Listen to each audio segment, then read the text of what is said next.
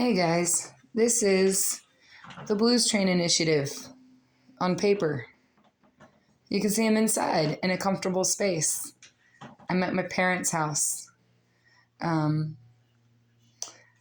you can see the baby stuff in the corner. I've got some nieces and a nephew. And the Blues Train Initiative was begun, or the seeds of it planted while I was working in childcare. And I wanted to leave our world a better place. Several years ago, I began working on a curriculum to instill empathy in children, 9 foundational skills that promote empathy. And I taught that curriculum to my early childhood classes for a couple years. And I used the curriculum with several other children. And through this year being homeless, I've taken this same curriculum and the same underpinning to adults and to a community in need. And I know one thing about every single person on this planet, that we used to be we used to be tiny. We all used to fit into one of those little hopper deals. And then we got big. And we see the big person and we expect these things from adults that we can't always give because we're like nesting dolls, you know? We're small, and as we grow, we like, it's like concentric circles of a tree.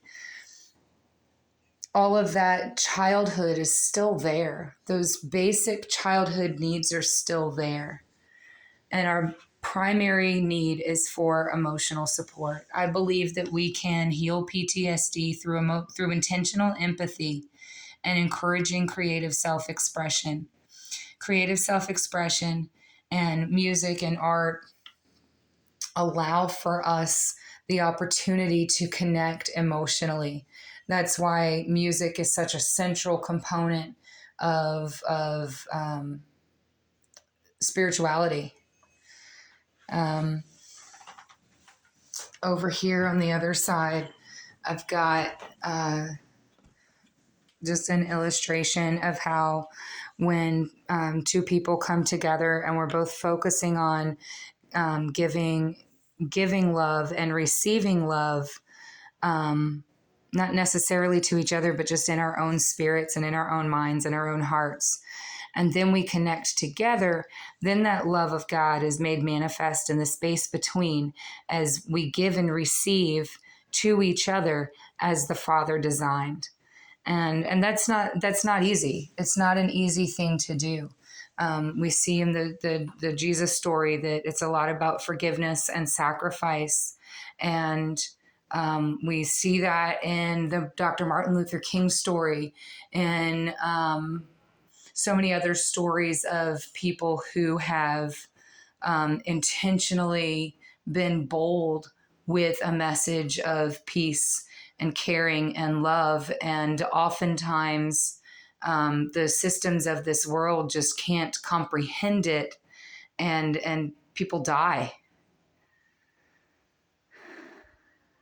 In our world, the tender hearts tend to be institutionalized. You go to a hospital where you think you're going to get care and you get locked up. But these are the basic needs of a woman and the basic needs of a man, as I read from a church website. I can't remember what the church is, but I've seen these things listed several times. Our primary needs, guys, are emotional, just like when we were that little. And their only way that we could express ourselves was through coos and sighs and cries. And we had to have adults in our lives who were responsive to those unspoken needs. We still need that as adults. And that's what the Blues Train Initiative is designed to give us opportunities to speak our truths, no matter how how gritty they might be, and also to have opportunities to talk about our individual and collective experiences with spirituality. Because I know that some of y'all are triggered by the word God on that paper. It's just an unfortunate reality in our world that a lot of us have been hurt. We call it church hurt. There's a word for it. Hurt in churches, where we expected to go find love, and we were met with so much judgment that it was hard to feel that love. And I believe there's healing available, which is why I've poured so much energy into what we're writing here and what we're working on with this ministry. Because when we do have that opportunity to connect emotionally, it allows us to come together as children, and it's beautiful and it's sweet and it's gentle and it's innocent. So I just wanted to give some more definition for whoever may be listening or watching regarding the Blues Train Initiative and what we're looking to do with it. It is, we just want to try as best we can to help fill the gaps, to meet the fullness of the human need. As children we believed the grandest sight to see was something lovely wrapped beneath the tree. But heaven surely knows the packages and bows will never heal the hurting human soul. This is just my, I'm just one person, my attempt to get to the heart of the matter.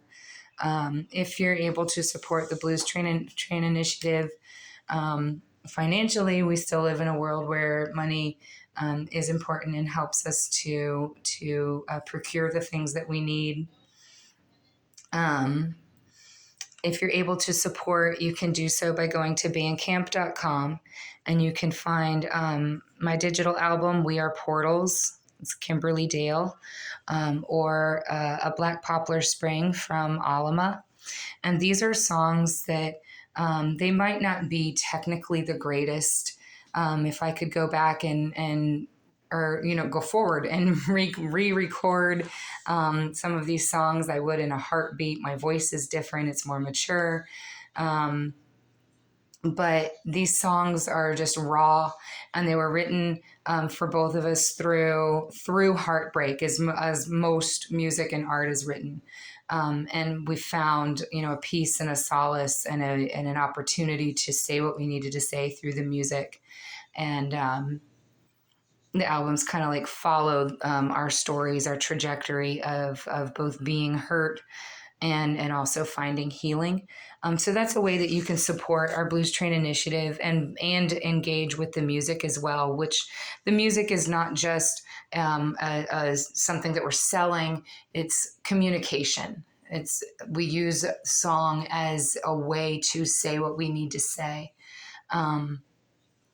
So there's that, and there'll be a link somewhere to my PayPal, which just goes directly into funding the ministry, the mission, continuing to be able to provide this emotional support when and where it's needed.